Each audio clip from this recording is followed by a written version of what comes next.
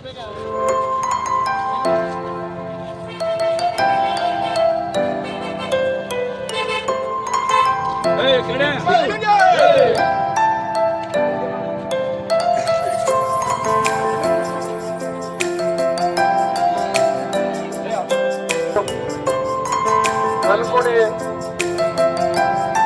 ಗ್ರಾಮ ಪಂಚಾಯತಿ ವ್ಯಾಪ್ತಿಯ ಎಲ್ಲ ಜೆಡಿಎಸ್ ಬಿಜೆಪಿ ಪಕ್ಷದ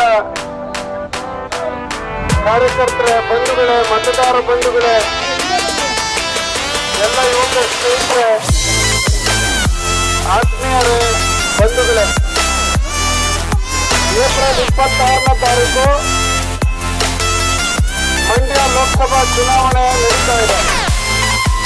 ಈ ಚುನಾವಣೆಯಲ್ಲಿ ಎನ್ಡಿಎ ಅಭ್ಯರ್ಥಿಯಾಗಿ ನಮ್ಮೆಲ್ಲರ ಅಚ್ಚುಮೆಚ್ಚಿನ ಪ್ರೀತಿಯ ರೈತ ನಾಯಕರು 2 ಬಾರಿ ರಾಜ್ಯದಲ್ಲಿ ಮುಖ್ಯಮಂತ್ರಿಗಳಾಗಿ ಸುಮಾರು 28,000 ರೈತರ ಸಾಲವನ್ನ ಮನ್ನಾ ಮಾಡಿದಂತ ಈ ದೇಶದ ಏಕೈಕ ನಾಯಕ, ಮುಖ್ಯಮಂತ್ರಿ, ರೈತರ ನಾಯಕ, ರೈತರ ಜೀವನಾಡಿ ಸನ್ಮಾನ್ಯ ಎಚ್.ಡಿ. ಕುಮಾರಣ್ಣನವರು ಚುನಾವಣೆಗೆ ಸ್ಪರ್ಧೆ ಮಾಡಿದ್ದಾರೆ. ದಯಮಾಡಿ ತಾವೆಲ್ಲರೂ ಕೂಡ ಹೊರ ಮಹಿಳೆ ಗುರುತಿಗೆ ಮತ ಕೊಟ್ಟು ಆಶೀರ್ವದಿಸಿ ಅವರನ್ನು ಹೆಚ್ಚಿನ ಮತಗಳಿಂದ ಗೆಲ್ಲಿಸ್ಕೊಡ್ಬೇಕು ಅಂತ ಹೇಳಿ ನಿಮ್ಮೆಲ್ಲರಲ್ಲೂ ಕೂಡ ನಾನು ಕೈ ಜೋಡಿಸಿ ಪ್ರಾರ್ಥನೆಯನ್ನ ಮಾಡ್ತೇನೆ. ಬಂಧುಗಳೇ, ಇವತ್ತು 82 ನೀರಿದೆ KRS ಅಲ್ಲಿ, ಆದ್ರೂ ಕೂಡ ನಮ್ಮ ಕೆರೆಕಟ್ಟೆಗಳಿಗೆ, ಕಾಲುವೆಗಳಿಗೆ ನೀರು ಕೊಡ್ತಾ ಇಲ್ಲ. ಕಾರಣ ಇವತ್ತು ಏನು ನಮ್ಮ ಕುಮಾರಣ್ಣನ ವಿರುದ್ಧ ಅಭ್ಯರ್ಥಿಯಾಗಿ ನಿಂತಿದ್ದಾರೆ, ಆ ಅಭ್ಯರ್ಥಿ ಒಬ್ಬ ಉದ್ಯಮಿ ಕಾಂಟ್ರಾಕ್ಟರ್. ನಾನೇ ಆಧುನಿಕರ ನೆಪದಲ್ಲಿ ಇವತ್ತು ನೀರನ್ನು ಸಂಪೂರ್ಣವಾಗಿ ಬಂದ್ ಮಾಡಿದ್ದಾರೆ. ಅವ್ರ ಕಾಂಟ್ರಾಕ್ಟ್ ಮಾಡ್ಕೊಳ್ಳಿಕ್ಕೆ ಅವಕಾಶ ಮಾಡಿಕೊಟ್ಟು ನಮ್ಗೆ ನೀರನ್ನ ಕೊಡದೆ ಅನ್ಯಾಯ ಮಾಡಿದ್ದಾರೆ. ಇವತ್ತು ಕುಡಿಯೋಕ್ಕೂ ಕೂಡ ಈ ತಾಲೂಕಿನಲ್ಲಿ ನೀರಿಲ್ಲ, ನಮ್ಗೆ ಅಂತ ಪರಿಸ್ಥಿತಿ ನಿರ್ಮಾಣ ಆಗಿದೆ. 72 ಅಡಿ ಇದ್ದಲ್ಲೂ ಕೂಡ KRS ಕುಮಾರಣ್ಣ ನೀರು ಕೊಟ್ಟಿದ್ರು ಮಂಡ್ಯ ಜಿಲ್ಲೆ ಜನರಿಗೆ. 86 ಅಡಿ ಇದ್ರೂ ಕೂಡ ಇವತ್ತು ನೀವು ನೀರು ಕೊಡ್ತಾ ಇಲ್ಲ. ರಾತ್ರಿ ಹೊತ್ತು ತಮಿಳುನಾಡಿಗೆ ನೀರು ಹರಿಸ್ತಾ ಇದ್ರಿ ಅಂದ್ರೆ ಈ ಮಂಡ್ಯ ಜಿಲ್ಲೆಯ ಜನರು ಈ ಕಾಂಗ್ರೆಸ್ ಸರ್ಕಾರಕ್ಕೆ ಮಾಡಿದಂತ ಅಪರಾಧ ಏನು ಅನ್ನೋದನ್ನ ಇವತ್ತು ನಾವು ಹೇಳ್ಬೇಕಾಗಿದೆ. 6 ಸೀಟ್ ಕೊಟ್ರಲ್ಲ ಸ್ವಾಮಿ ಮಂಡ್ಯ ಜಿಲ್ಲೆ, ಮಂಡ್ಯ ಜಿಲ್ಲೆ 6 ಸೀಟ್ ಗೆಲ್ಸಿದ್ಕೆ ಇವತ್ತು ನೀರು ಕೊಡದೆ ಅನ್ಯಾಯ ಮಾಡ್ತಾ ಇದ್ದೀರಾ ಈ ರೈತರಿಗೆ. ಇವತ್ತು ನಾವು ಪ್ರಶ್ನೆ ಮಾಡಬೇಕಾಗಿದೆ ಕಾಂಗ್ರೆಸ್ನವ್ರನ್ನ. ಅದ್ಯಾವುದೇ ಗ್ಯಾರಂಟಿ ಮೇಲೆ ಹೆಣ್ಮಕ್ಳೆಲ್ಲ ಓಟ್ ಹಾಕ್ತಾರೆ. ನಮ್ಗೆ ಗ್ಯಾರಂಟಿ ಕೊಟ್ಟಿದ್ವಿ ಅಂತ ಹೇಳಿ ಮನೆ ಮನೆಗೆ ಗ್ಯಾರಂಟಿ ಹೇಳ್ಕೊಂಡು ಹೋಗ್ತಾ ಇದ್ದಾರೆ. ಇವತ್ತು 10 kg ಅಕ್ಕಿ ಕೊಡ್ತೀನಿ ಅಂದ್ರು, ಎಲ್ಲಿ ಕೊಟ್ರು ಅಕ್ಕಿ ಕೇಳಿ 10 kg ಅಕ್ಕಿ, 5 kg ಅಕ್ಕಿ ಕೊಡ್ತಾ ಇರೋದು, 5 kg ಅಕ್ಕಿ ಕೊಡ್ತಾ ಇರೋದು ನರೇಂದ್ರ ಮೋದಿಜಿ ಅವರು. 5 kg ಅಕ್ಕಿ ಕೊಡ್ತಾ ಇರೋದು ನರೇಂದ್ರ ಮೋದಿಜಿ ಅವರು ಉಚಿತವಾಗಿ ಬಡವ್ರಿಗೆ. ಇವತ್ತು ಸಿದ್ದರಾಮಯ್ಯ ಅಲ್ಲ 5 kg ಅಕ್ಕಿ ಕೊಡಕ್ಕಾಗದೆ 170 ರೂಪಾಯಿ ಕೊಡ್ತೀನಿ ಅಂತ ಹೇಳಿದ್ರು. 5 kg ಅಕ್ಕಿಗೆ ದುಡ್ಡು ಹಾಕ್ತೀನಿ ನಿಮ್ಮ ಅಕೌಂಟ್ಗೆ ಅಂದ್ರು. ದುಡ್ಡು ಇಲ್ಲ, ಅಕ್ಕಿನೂ ಇಲ್ಲ. ಬಡವರಿಗೆ ಮೋಸ ಮಾಡ್ತಕ್ಕಂಥ ಕೆಲಸವನ್ನ ಇವತ್ತು ಈ ಸರ್ಕಾರ ಮಾಡ್ತಾ ಇದೆ. ವಿಶೇಷವಾಗಿ ಮಂಡ್ಯ ಜಿಲ್ಲೆನಲ್ಲಿ ಕಾವೇರಿ ಮೋಸ ಮಾಡ್ತಾ ಇದ್ದಾರೆ, ಕಾವೇರಿ ನೀರ್ಗೆ ಮೋಸ ಮಾಡ್ತಾ ಇದ್ದಾರೆ. ರಾತ್ರಿ ಹೊತ್ತು ತಮಿಳುನಾಡು ಸ್ಟಾಲಿನ್ಗೆ ನೀರು ಬಿಡ್ತಾ ಇದ್ದಾರೆ. ನಮಗೆ ಘೋರ ಅನ್ಯಾಯವನ್ನ ಮಾಡ್ತಾ ಇದ್ದಾರೆ. ಅದರಿಂದ ತಾವೆಲ್ಲ ಅರ್ಥ ಮಾಡ್ಕೊಳ್ಳಿ. ನಮ್ಗೆ ನಿಜವಾಗಿ ಕಾವೇರಿ ನ್ಯಾಯ ಸಿಗಬೇಕು ಅಂದ್ರೆ ಕುಮಾರಣ್ಣ ಈ ಲೋಕಸಭೆಯಲ್ಲಿ ಗೆಲ್ಲಬೇಕು. ಕೇಂದ್ರದಲ್ಲಿ ಮಂತ್ರಿ ಆದ್ರೆ ಮಾತ್ರ ಈ ಕಾವೇರಿಯನ್ನ ನಾವು ಉಳಿಸ್ಕೊಳ್ಳಕ್ಕೆ ಸಾಧ್ಯ ಆಗ್ತದೆ, ಇಲ್ಲ ಅಂದ್ರೆ ಸಾಧ್ಯ ಆಗೋದಿಲ್ಲ. ಕಾವೇರಿ ಉಳ್ಕೋಬೇಕು, ಮೇಕೆದಾಟು ನಿರ್ಮಾಣ ಮಾಡಬೇಕು. ಅದರಿಂದ ತಾವೆಲ್ಲರೂ ಕೂಡ ಇವತ್ತು ಹೆಚ್ಚಿನ ಮತವನ್ನು ಕೊಟ್ಟು ಕುಮಾರಣ್ಣನ ಗೆಲ್ಸ್ಕೊಡ್ಬೇಕು ಅಂತ ಹೇಳಿ ತಮ್ಮೆಲ್ಲರಿಗೂ ಕೂಡ ನಿಮ್ಮ ಆಶೀರ್ವಾದ ಇರಲಿ. ಇವತ್ತು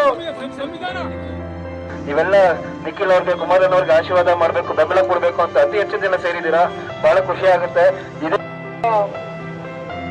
ಗ್ರಾಮದಲ್ಲಿ ಇವತ್ತು ಸೇರಿರ್ತಕ್ಕಂಥ ಎಲ್ಲ ಜನತಾದಳ ಪಕ್ಷ ಹಾಗೂ ಭಾರತೀಯ ಜನತಾ ಪಾರ್ಟಿಯ ಕಾರ್ಯಕರ್ತ ಬಂಧುಗಳೇ, ಸುತ್ತಮುತ್ತಲಿನ ಸೇರಿರ್ತಕ್ಕಂಥ ಎಲ್ಲ ಸಾರ್ವಜನಿಕರೇ, ರೈತ ಬಂಧುಗಳೇ, ಹಿರಿಯಕರೇ, ಎಲ್ಲ ಯುವ ಸಮುದಾಯದ ನಮ್ಮ ಅಣ್ಣ ತಮ್ಮಂದ್ರೆ, ಈಗಾಗಲೇ ಮಳವಳ್ಳಿ ವಿಧಾನಸಭಾ ಕ್ಷೇತ್ರದ ಮಾಜಿ ಶಾಸಕರು ಮಾನ್ಯ ಕುಮಾರಣ್ಣವರ ಸಹೋದರರ ಸಮಾನರಾಗಿರ್ತಕ್ಕಂಥ ಅಂದಾನಿ ಅವರು ವಿಸ್ತಾರವಾಗಿ ಮಾತನಾಡಿದ್ದಾರೆ. ಜೊತೆಯಲ್ಲಿ ಭಾರತೀಯ ಜನತಾ ಪಾರ್ಟಿಯ ಇನ್ನೊಬ್ರು ಹಿರಿಯ ಮುಖಂಡರುಗಳಾಗಿರ್ತಕ್ಕಂಥ ಮುನ್ರಾಜ್ ಅವರು ಕೂಡ ಸಾಕಷ್ಟು ವಿಷಯವಾಗಿ ತಮ್ಮನ್ನು ಕುರಿತು ಚರ್ಚೆಯನ್ನು ಮಾಡಿದ್ದಾರೆ. ಇವತ್ತು ವಿಶೇಷವಾಗಿ ಮಳವಳ್ಳಿ ತಾಲೂಕಿನಲ್ಲಿ ಬೆಳಗಿನಿಂದ ಎಲ್ಲಾ ಹೋಬಳಿಗಳಿಗೆ ಪ್ರವಾಸವನ್ನ ಮಾಡಬೇಕು, ಸಾಕಷ್ಟು ಹಳ್ಳಿಗಳಿಗೆ ಭೇಟಿಯನ್ನು ಕೊಡಬೇಕು ಅಂತಕ್ಕಂಥ ಹಿನ್ನೆಲೆಯಲ್ಲಿ ನಮ್ಮಿಬ್ಬರು ಮುಖಂಡರ ಜೊತೆ ಇವತ್ತು ನಾನೇನು ಬೆಳಗ್ಗೆ 10 ಗಂಟೆಗೆ ಪ್ರವಾಸವನ್ನು ಶುರು ಮಾಡಿದ್ದೆ. ಇನ್ನು ಹಲವಾರು ಪಾಯಿಂಟ್ಗಳಿಗೆ ಹೋಗ್ತಕ್ಕಂಥದ್ದಿದೆ, ಸಮಯದ ಕೊರತೆ. ಆದ್ರೆ ಒಂದು ಹಣ ನಾನು ಇವತ್ತು ಹೇಳಲಿಕ್ಕೆ ಬಯಸ್ತೇನೆ. ಕುಮಾರಣ್ಣವರು ಮಂಡ್ಯ ಲೋಕಸಭಾ ಕ್ಷೇತ್ರದಿಂದ ಪ್ರಥಮವಾಗಿ ಸ್ಪರ್ಧೆ ಮಾಡ್ತಾ ಇರ್ತಕ್ಕಂಥದ್ದು.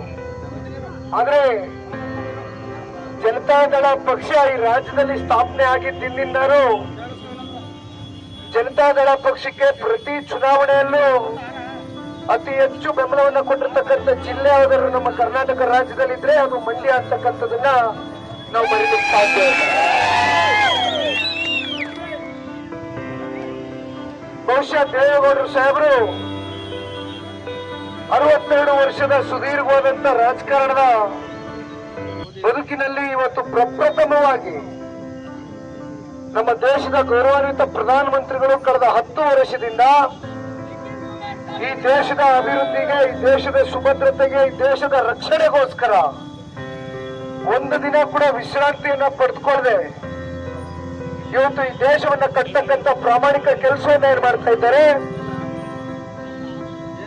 ವಿಶ್ವ ನಾಯಕ ಅಂತಕ್ಕಂಥ ಒಂದು ಖ್ಯಾತಿಯನ್ನ ಇವತ್ತು ಶ್ರೀ ನರೇಂದ್ರ ಮೋದಿಜಿ ಅವರಿಗೆ ಅಕ್ಕಪಕ್ಕ ದೇಶದ ಪ್ರಧಾನಮಂತ್ರಿಗಳು ಕೂಡ ಕೊಟ್ಟಿರ್ತಕ್ಕಂಥದ್ದು. ಬಹುಶಃ ಇದನ್ನೆಲ್ಲ ಮೆಚ್ಚಿ ರೈತರ ಕಣ್ಮಣಿ, ಪ್ರತಿ ಕ್ಷಣ ಕೂಡ ರೈತರಿಗೆ ಅವರು ಹೃದಯವನ್ನ ಮಿಡಿತಕ್ಕಂಥ ರೈತ ಕುಟುಂಬದಲ್ಲಿ ಜನಿಸಿ ಇವತ್ತು ಈ ದೇಶದ ಉನ್ನತ ಸ್ಥಾನಕ್ಕೆ ತಲುಪಲಿಕ್ಕೆ ರಾಜ್ಯದ ಕರ್ನಾಟಕ ಜನತೆ ಹಾಗೂ ಕನ್ನಡಿಗರ ಒಂದು ಆಶೀರ್ವಾದದಿಂದ ಈ ದೇಶದ ಪ್ರಧಾನಮಂತ್ರಿಗಳಾಗಿ 1996ರಲ್ಲಿ ಬಹುಶಃ ದಕ್ಷಿಣ ಭಾರತದಲ್ಲಿ ಮತ್ತೆ ಇತಿಹಾಸ ಮರುಕಳಿಸುತ್ತಾ ಇಲ್ವೋ ನಮಗೆ ಗೊತ್ತಿಲ್ಲ. ಆದ್ರೆ ಒಂದು ಇತಿಹಾಸವನ್ನು ಸೃಷ್ಟಿ ಮಾಡಿರ್ತಕ್ಕಂಥ ಕನ್ನಡಿಗ, ಕನ್ನಡದ ಹೆಮ್ಮೆಯ ಪುತ್ರ, ಮಾಜಿ ಪ್ರಧಾನಮಂತ್ರಿಗಳು, ಪಕ್ಷದ ವರಿಷ್ಠರು, ರಾಷ್ಟ್ರಾಧ್ಯಕ್ಷರು ಆಗಿರ್ತಕ್ಕಂಥ ದೇವೇಗೌಡರು ಸಾಹೇಬರು ಮೊದಲನೇ ಬಾರಿ ಶ್ರೀ ನರೇಂದ್ರ ಮೋದಿಜಿ ಅವರ ನಾಯಕತ್ವಕ್ಕೆ ಬಲವನ್ನ ತುಂಬಬೇಕು. ಅವರು ಕೊಟ್ಟಿರ್ತಕ್ಕಂಥ ಕಾರ್ಯಕ್ರಮವನ್ನು ಮೆಚ್ಚಿ ಈ ದೇಶದ ಅಭಿವೃದ್ಧಿಗೆ ಕರ್ನಾಟಕ ರಾಜ್ಯದಲ್ಲಿ ಇವತ್ತು ಜನತಾದಳ ಪಕ್ಷವೂ ಕೂಡ NDA ಮೈತ್ರಿಕೂಟದ ಭಾಗವಾಗಿ 28 ಲೋಕಸಭಾ ಕ್ಷೇತ್ರಗಳಲ್ಲೂ ಕೂಡ NDA ಮೈತ್ರಿಕೂಟದ ಅಭ್ಯರ್ಥಿಯ ಗೆಲುವಿಗೆ ಒಂದ್ ಕಡೆ ದೇವೇಗೌಡರು ಸಾಹೇಬರು 92 ವಯಸ್ಸಿನಲ್ಲಿ ಇಡೀ ರಾಜ್ಯವನ್ನು ಪ್ರವಾಸ ಮಾಡ್ತಾ ಇದ್ದಾರೆ.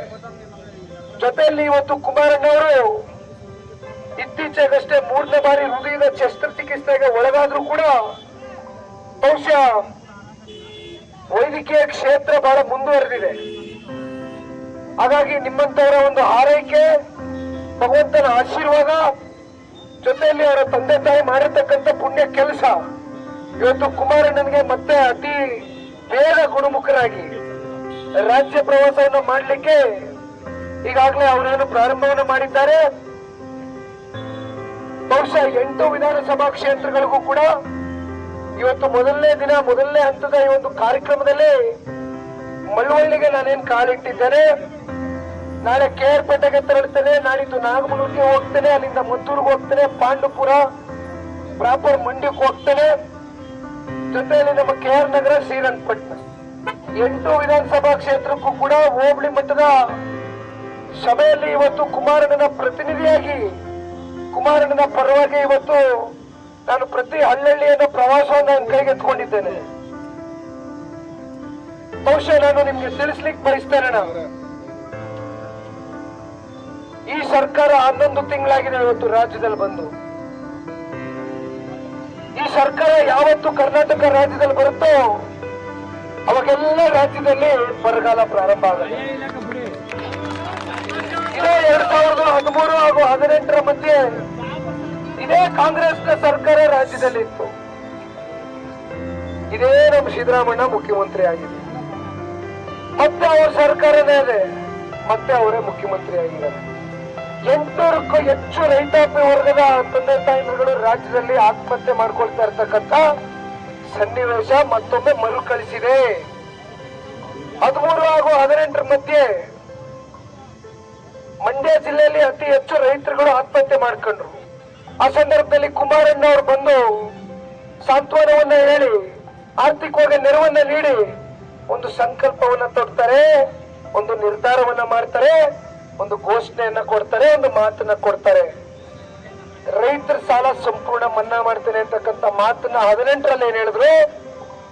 ಬಹುಶಃ ಇಲ್ಲಿ ಇರ್ತಕ್ಕಂಥ ನಮ್ಮ ಮಂಡ್ಯ ಜಿಲ್ಲೆಯ ರೈತರು ಕುಮಾರಣ್ಣನ ನಾಯಕತ್ವದ ಮೇಲೆ, ಅವರ ಮಾತಿನ ಮೇಲೆ ಒಂದು ಭರವಸೆಯನ್ನ ಇಟ್ಟು, ಒಂದು ನಂಬಿಕೆಯನ್ನ ಇಟ್ಟು KR ನಗರನು ಸೇರಿದಂತೆ 8 ವಿಧಾನಸಭಾ ಕ್ಷೇತ್ರದಲ್ಲೂ ಕೂಡ ನಮ್ಮ ಅಭ್ಯರ್ಥಿಗಳಿಗೆ ಅತ್ಯಂತ ಪ್ರಚಂಡ